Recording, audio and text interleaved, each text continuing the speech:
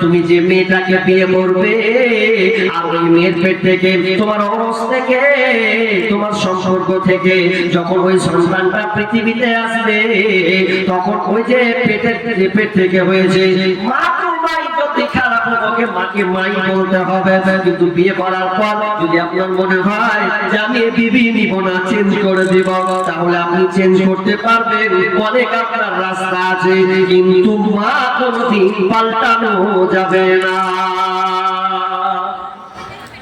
এই জন্য আগে বলি দোষ তুমি বিয়ে করবে বিয়ের আগে আগে মায়ের কথাটা ভাবিও। বউ দেখো কিন্তু আমার ছেলে যেরকম একটা মা পায় এরকম মাথা নিয়ে আপনাকে করতে হবে। কিন্তু আছে কথা একটা ছেলে একটা অনেক মেয়ের সঙ্গে তার সম্পর্ক, কারণ বিয়ে করবে তো একটাও টিকে না, একটাও টিকছে না, মন খারাপ, একটাও 2 বছর 4 বছর প্রেম করছি একটাও টিকে না, তো বিয়ে করব না। আর বাপ বলছে আরে তোর বিয়ে দিছি রে, মেয়ে ঠিক করেছি, বলছে মাথা খারাপ, সব মেয়ে তো ভ্যাগাল আছে, তো আমারটা কি রকম দিবে না দিবে, বিয়ে করব তো বিয়ে করতে হবে তোকে। বলছে বিয়ে যখন বাপ দিবে যখন করেই ফেলি, বিয়ে যখন করে নিয়েছে, বিয়ে করার পর পাশের ঘরে দোয়া বলতে হয় কিনা, ও দোয়া টোয়া কিছু বলেনি, ঘরে ঢুকে ওকে গান শুনতে লেগেছে। স্ত্রী বলছে কোন স্বামী, হ্যাঁ গান শুনেছে কে দেখো, বলছে আমি ঠকি নাই, ওই আমি ঠকি নাই রে। দিদি বলছে কি ঠকলো না ওটা, ওই আমি ঠকি নাই, ও আমি ঠকি নাই রে। সবাইকে আমি ঠকিয়ে এলাম, আমি কিন্তু ঠকি নাই, ওই আমি ঠকি নাই, ও আমি ঠকি নাই রে। ও বিবি তুমি আমার 9 নম্বর বিবি রে।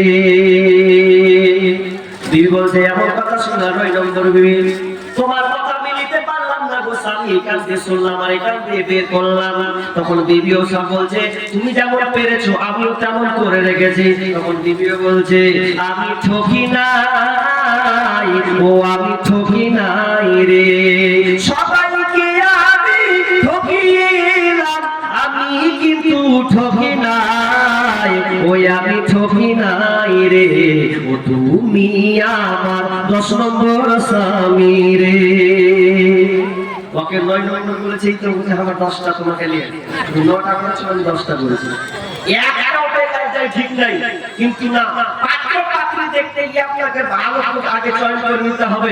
কারণ বিষ্ণু বলছেন ইজা আতাকুম মান তারাউনা খুলুকাহু ওয়া দীনাহু ওয়া ফালতাযাব্বিজুহু।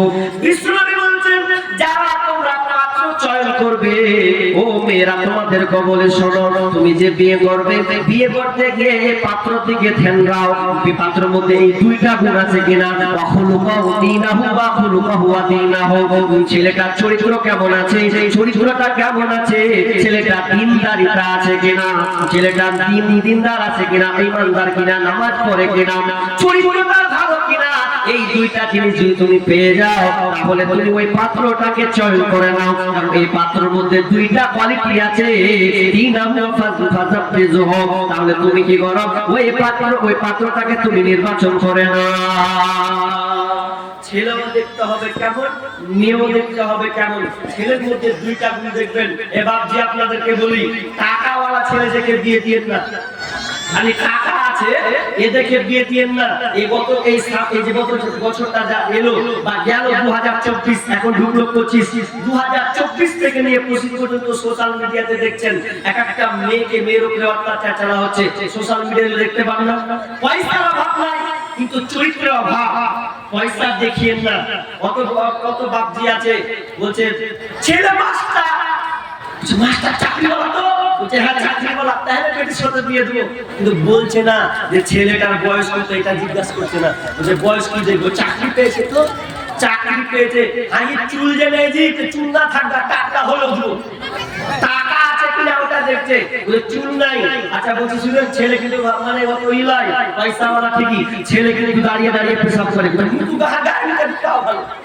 তো ওই ছেলে জামাই চাই কেন হচ্ছে চাকরিওয়ালা যে চাকরিওয়ালা হলে আপনি দিবেন, ওই মেয়ে কোনদিন সুখে থাকবে না। বলছি দ্বিতীয় লগ্নে নাম্বার 1, 1 নাম্বার পাত্র পাত্রী নির্ধারণ, দ্বিতীয়